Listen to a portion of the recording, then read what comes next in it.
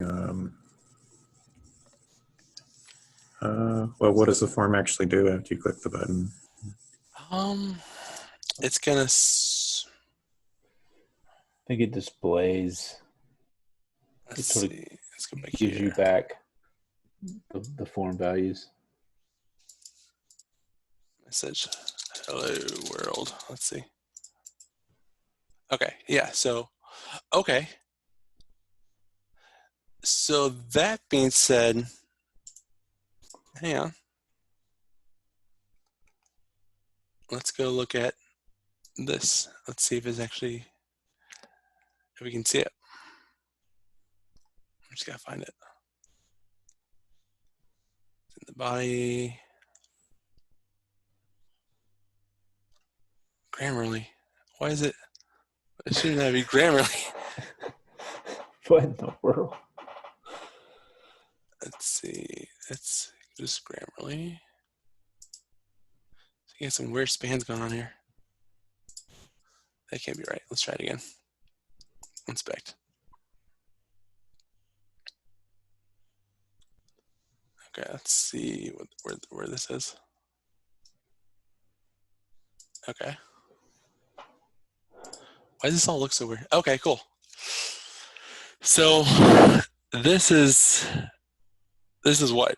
What is this right here? This whole element. What am I inspecting? An object? It's an object, but even broader than that. So this isn't the HTML, right? This is not the HTML, right? Hey guys, I gotta go. My roommate just got home from out of town. Cool. I gotta go there. Thanks for all the help. Yeah, anytime. Check the recording, and we'll have some answers for you. Have a good one. Oh yes, this can be recorded. Awesome. So this is the document. That being said, I believe there is something here that we can test if the name is actually in the document. So let's check that out. So let's go back to our test here. And let's say, so here we actually want, because it's async, because we're doing it async, we want to wait the click, right? We want to, let's see what that might look like. All right, so we have that. Let's just see here.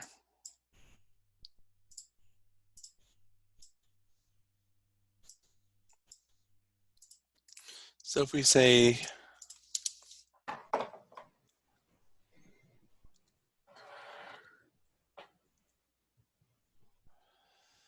wait, I believe it was a wait.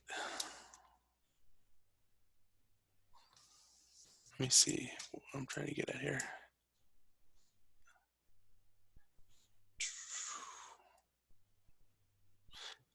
Have you seen this, Mike? This, like the, to be What in. What were you asking? So I'm trying to make sure that this name is actually in the document. Okay. Yeah, so you need to wait for it to actually update. So we can do wait, and we say,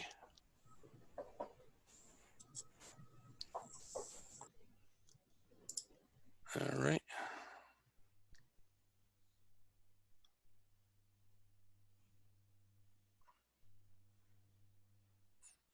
Let's go look at some documentation. All right, so we go here, and we say RTL async. See what they have on it. React testing library async. Let's see what we have. Okay. So wait. Okay.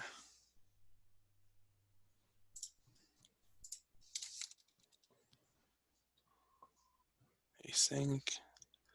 Oh, wait. Is that, so let me see what they have here.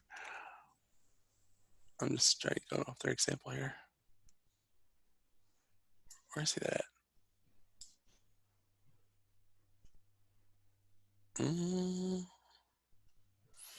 Wait, this is not the screen. I want the other screen. I want this one. Okay. Yeah, so they have wait, and that's what we are awaiting this function. So we can say,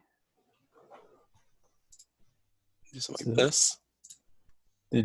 Could you check if it was in the document, like the?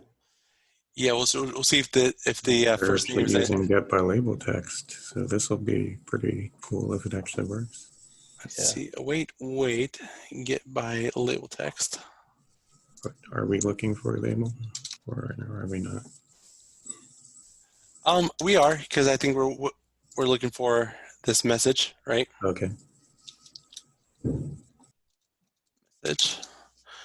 It doesn't seem to be like my wait though. It's not async function, but it should be because it's Does right it- there.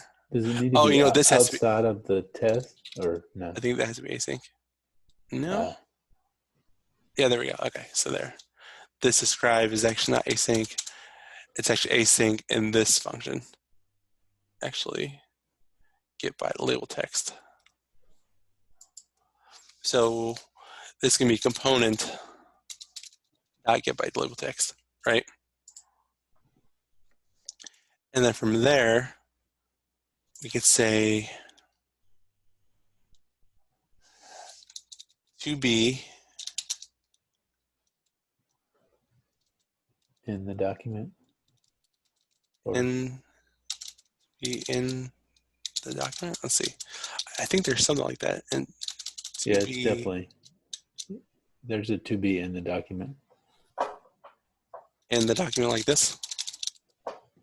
No, it's just dot to be in the document all together and camel case, like that, Cool. and then parens. Cool. So let's see if this works. So when we click, so this is going to simulate the click, and we're going to see if this label text message is actually in the document. So let's check it out. So we can say yarn test dash verbose.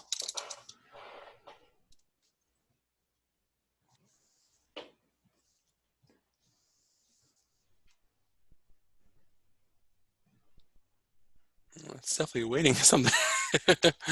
All right, so you got one failed. Let's see which one failed. Found a label with the text of message, however, no form control is associated to the label. Make sure you're using the for attribute for area labeled by, Okay. Oh, okay. Label for first name.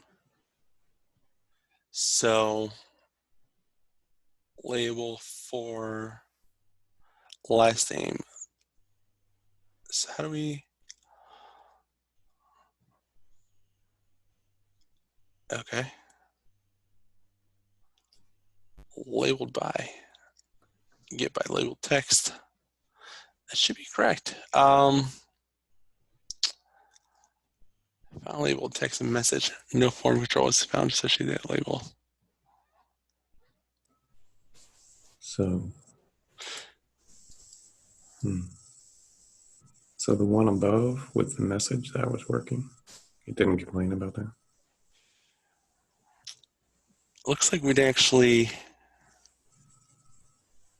use this yet. Okay. So we could say async message, right? What I had found worked was you have to put this object as a second parameter to get by label text, which tells it to specifically look for an input. Unexpected token. What do we do here? Do we get rid of this? Okay, we get rid of that.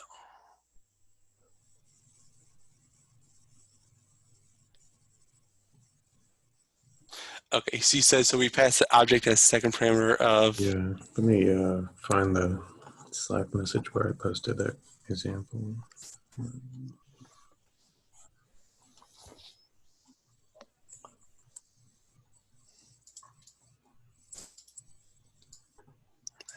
Meanwhile, I'm gonna search for this error.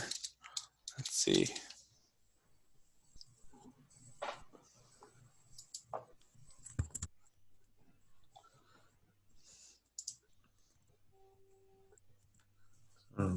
Here's an example I'm putting in the Zoom chat.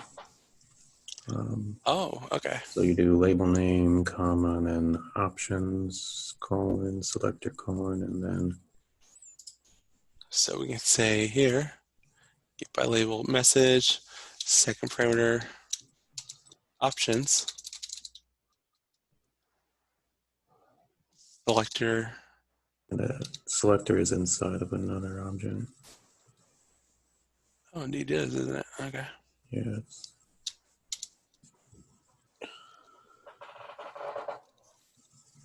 Input.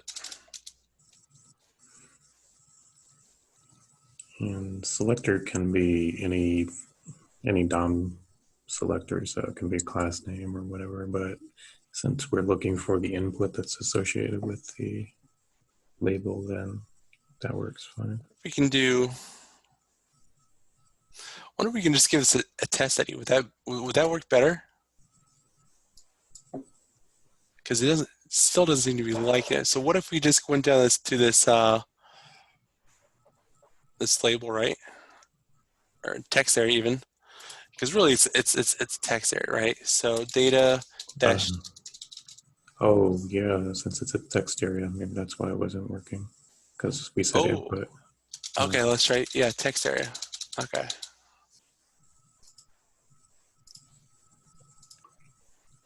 Selector text area. Let's try that.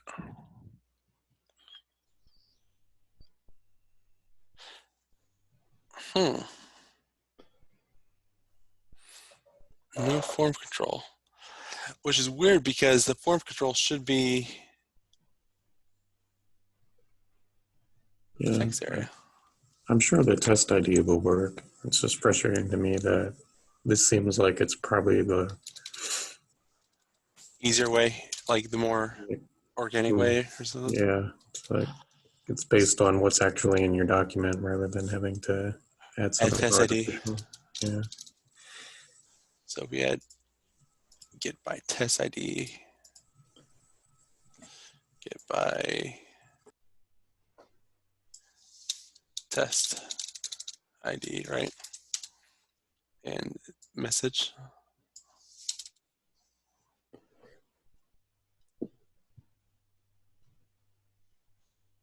Let's see, what's the yelling about now?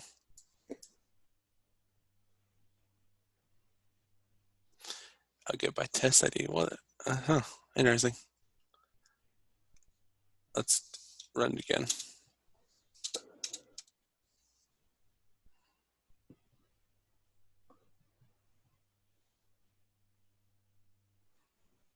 All right, it's thinking. All right, there it goes. To be in the document is not a function.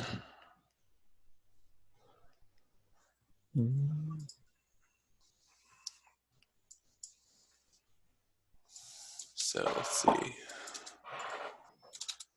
To be in the document is not a function. Let's see.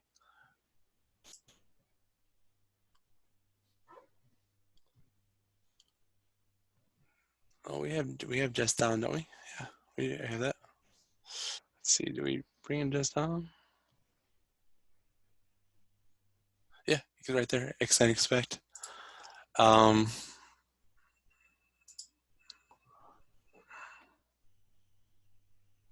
you mean in the document? Okay.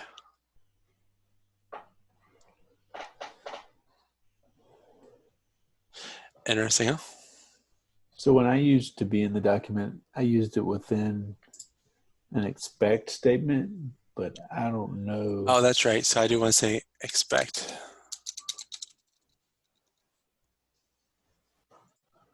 And then we say message to be in the document like that, right? Yeah. Cannot read property to be in the document, but find.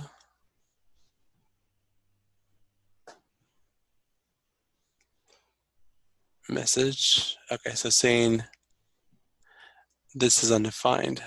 Get by test ID message, which should be because it's right there. And really, this should be required true. You need a message, right? So we're gonna make that required. There we go. So now it passes. Okay, cool.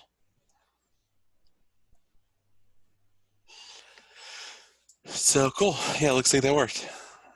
Don't know why it didn't work the last time, but maybe it just didn't totally refresh the test. I wonder if it worked because you switched the React hook form required. Yeah, let's just try that. Let's switch that back to false. I wouldn't think that would change it. No. Okay. It was just coincidental. Yeah. Coincidental. So let's talk about what this is doing. It's grabbing the message, it's grabbing the submit button, it's clicking the button, and then it's making sure message is actually in the document. So that's pretty cool. Yeah. So I guess that would be probably a pretty good test for this form. Don't know how many other tests you could write. Oh yeah, you could do, what about like a snapshot? Have you guys done that yet? No. Is that, maybe that's next? I don't think they've taught what snapshot testing is yet. So, but that'd be good to show. Okay, let's do it.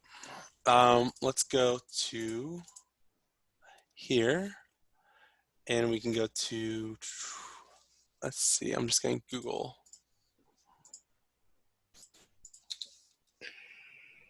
React testing library snapshot. Let's check. Let's do that.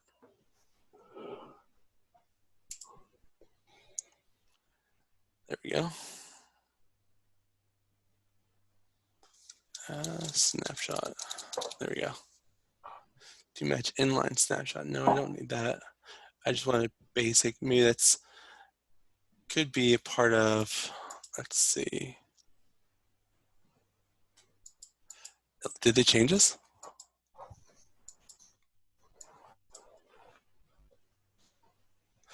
Oh, they did they?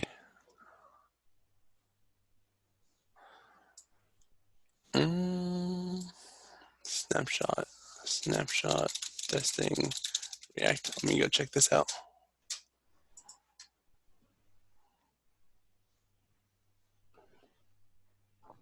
Okay, cool. So we can do something like this. So we have React. All right.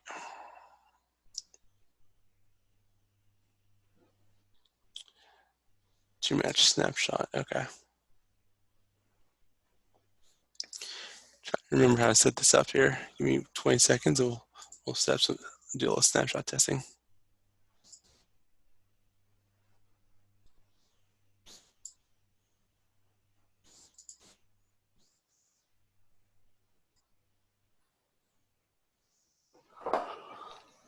All right, we can do this. To match snapshot. Okay. There we go. Cool. What's this link? They're creating a link. Okay. Okay, there we go. So we can create a snapshot of the component, right? So we can say describe snapshot of contact form. We can do, actually we can just make this a test. Don't need a describe block. Why do you need a describe block sometimes and not other times? If you want to do like, I guess like the best way to describe it,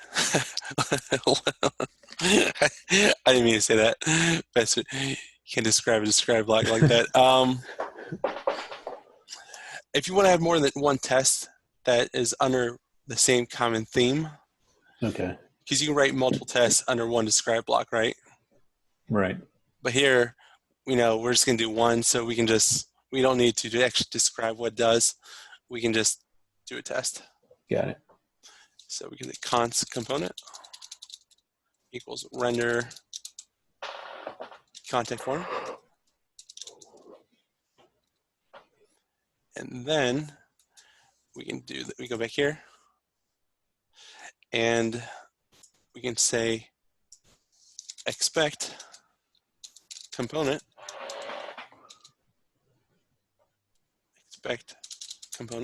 like this to match snapshot. And let's talk about that. Let's see. It should be a little bit different here. Okay, cool. Oh, what's failing here? Expect component to match snapshot. Okay.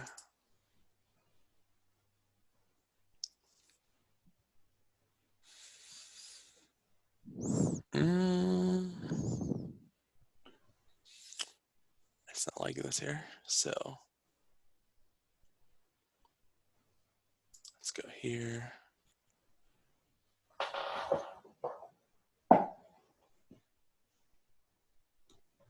We might do import render. Okay.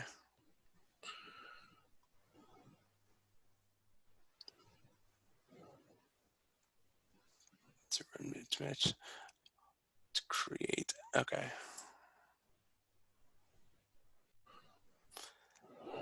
I don't understand this create. This is new, I believe. Because we just did this here. Okay.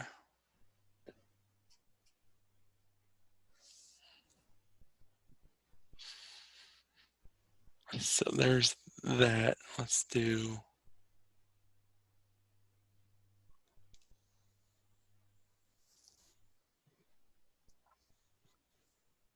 link. Okay. Because I don't want to create a link really. I mean, I don't want to create anything. I just want to create a snapshot. So let's do that. Let's go out of here. See if it'll create the snapshot. Let's see.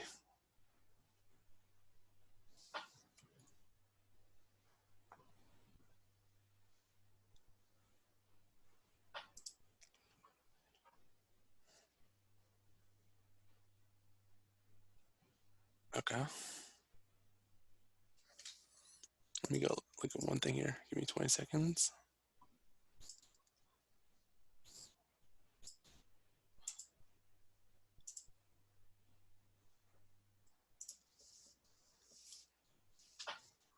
Let's do this here.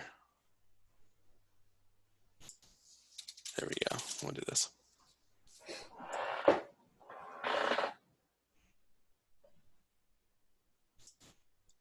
All right. There we go. Okay.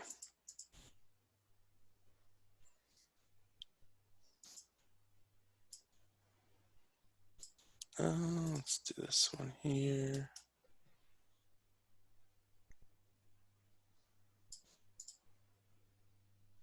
Should be.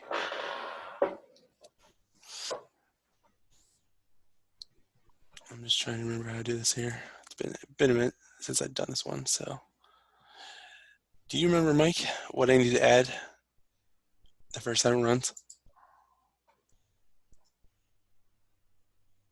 Sorry, I was in the kitchen there. What were you saying? Okay, so I need to add something here. I forget what it is yet. So we're expecting component to match snapshot. So we need to create the snapshot first. Yeah, first you have to make the snapshot. I'm trying to remember exactly what that is there. Offhand, I don't remember the syntax for that. Might be. Let me go here.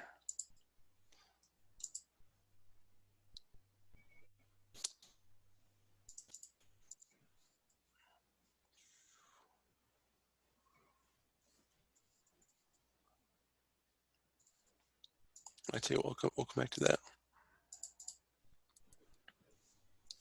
Actually, we will just Google search it. Render, okay.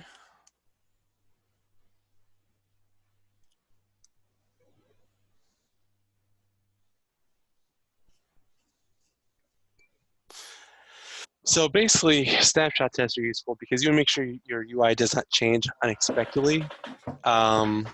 Whether it's something that another developer does or something that happens as a side effect, you want to make sure it doesn't change. So I believe you have to import render.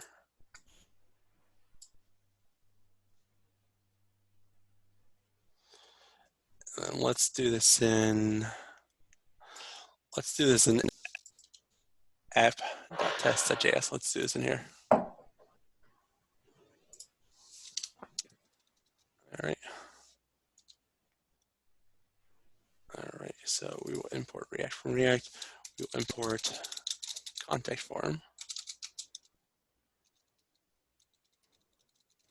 from contact form. Okay.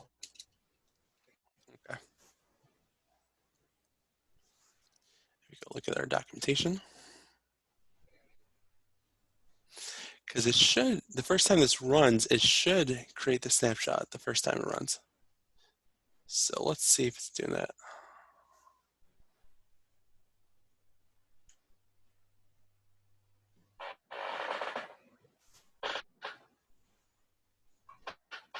Okay, render, contact form, okay.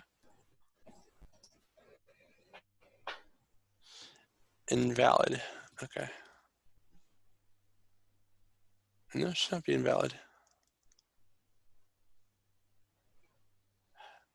All right. Oh, we need to also import these two as well. There we go.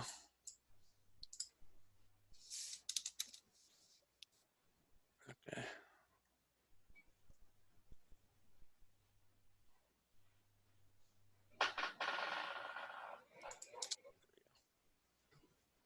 And you don't have to do this, but that mutation observer, you can actually stick that in the setup test.js file, then you don't have to import it individually into each one. Oh, okay, let's do that. Yeah, that's a good idea. Because I've never had to use this one before, so.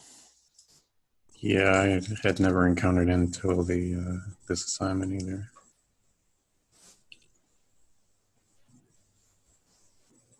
Why is it failing to run? Contact form.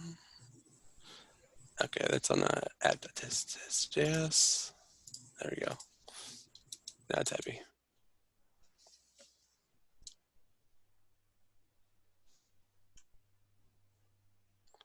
Render. That should be okay. Why is it so mad about this? Okay, it's already been declared. I got it.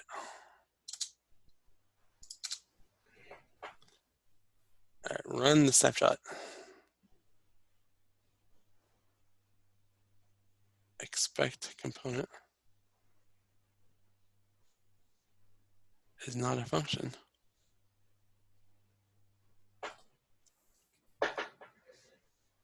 Wait, it should be a function. Let's see here.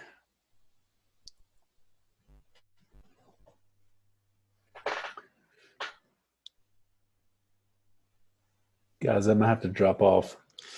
Yeah, you know what? We will actually call it just update snapshot. Okay. We will get to this next week. I will refresh on my snapshot testing and we will get the solution next week. Because I don't know what it could be because I need to actually create this, but I shouldn't have to. So it's been fun learning about some more testing stuff. So definitely the big takeaway is just, the different tests you want to run on your form. And basically this one, you want to make sure that actually goes in the DOM when you submit it. So make sure in the message, make sure the first name, make sure the last name, and all that actually ends up in the DOM. So in the document And rather. One quick question: if you look at the contact form.js, where I think it's in there, where he's displaying the data down there under the last div, where you see the output of Here? what you're entering. Can you maybe just quickly walk through what's going on there, like with that JSON JSON stringify. Okay. and the data $&, and just that block there? It's So kinda confusing. data. So this is only going to run when there's data. So before you hit submit, data is not defined. Right. There's no data, so it won't show. So you're saying if data is true, then this PRE, I imagine, is like preview or what is? That's pre is for like pre-formatted. That's just it respects any spaces in it. Normally if there are spaces in HTML, it will just make 3 spaces into 1 space, but pre-formatted just respects any space that's in it. Oh, nice. And then the style is just the inline styling, right? Right. Just CSS. And JSON stringify, it's just gonna take the JSON data, and it's gonna. Well, it's not JSON data, it's an object. It's going to take the object and turn it into a string representation of that object. So I think the easiest way to illustrate that would be to try to output the object without JSON.stringify and yeah, I'll see that. to show you what happens. So we just say data, right?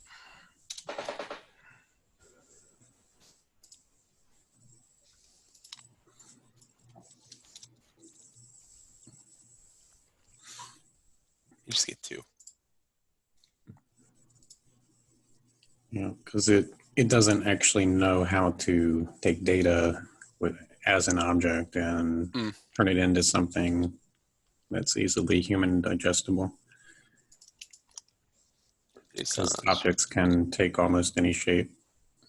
So Stringify takes it and just makes it readable to the screen. Yeah, makes it readable like it would be if you had a JSON in your program or got it back from an API. Do they have an example here? Oh, cool. So they have a little example in W3 Schools that illustrates pretty well. Let's check it out. So what Kieran was saying on it last night, instead of taking the response, you actually take that out and use what you want. Like he put in dogs. He was calling dogs. That's what he could use now because he .json stringified it. That's what my understanding of the explanation was. But so if you like object.city, something like that. Yeah. Okay. Yeah, you could do that. Object. So if you just do that, I guess now it stringifies that. Yeah, I don't know. Yeah, so it just allows you to just output the entire object. Right, because if you just say here, enter HTML, my JSON, if we say object, right, OBJ, without that, it's going to say object.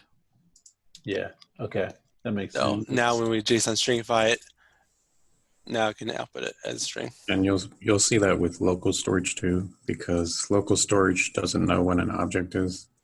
It just knows how to deal with strings. And so any object that you want to store in there, you'll stringify it. And then when you pull it back out, then you'll parse it to turn it back into a JavaScript object. Cool. Any last minute questions about on that React app? If you add one more, if you fill that form out again, does it just overwrite the object, or does it add another one below it? It should just override it. Let's test it out. Test. Oh, not though. Yeah, it's Okay, yeah. just All gonna right. override it. So cool. Cool. Well, So that's a stretch goal for you, Blair. We want you to add a new object every time you submit. there you go.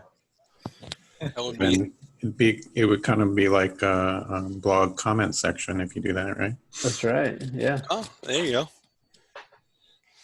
Well, I I will appreciate both be you on next Michaels week, helping out. live from Ann Arbor. So we'll, Nice. Will you have a few days under your belt at that point, or no? yeah, I have orientation next week, and then I guess a few days of probably I'm guessing shadowing other developers, just kind of getting acquainted to like some of the processes. I'm assuming. Yeah. So Cool. Sounds fun. I have a Yeah. question. yeah, When did you change your name? I'm now web part 1012. Yeah, I know. I just logged into the account that It can I only was be at one X2. Michael Hart now. That's right. There can only be one Mike Hart, exactly. I'm not sure Yeah. how that changed because it's the same Yeah, account. I think it may have been a Lambda thing because I didn't change it. Maybe they just went through and It probably is because when you're off screen, Mike, when you hide your screen, it Mm. shows the Lambda label. oh, okay. Oh, Yeah. nice. See? Yeah. So it probably is. That's the old. That's But the old it's the logo, old though, one, too. right? That's They need to rebrand that. Yeah. Well, thanks for joining the first after party. Well, thank you. And next week we'll have a project for you guys. All right. Cool. Well, Sounds thanks. Thanks again, guys. You're Have a welcome. good night. Good Thank talking you. to you guys. Good night. See you Take next care. week. See you next week.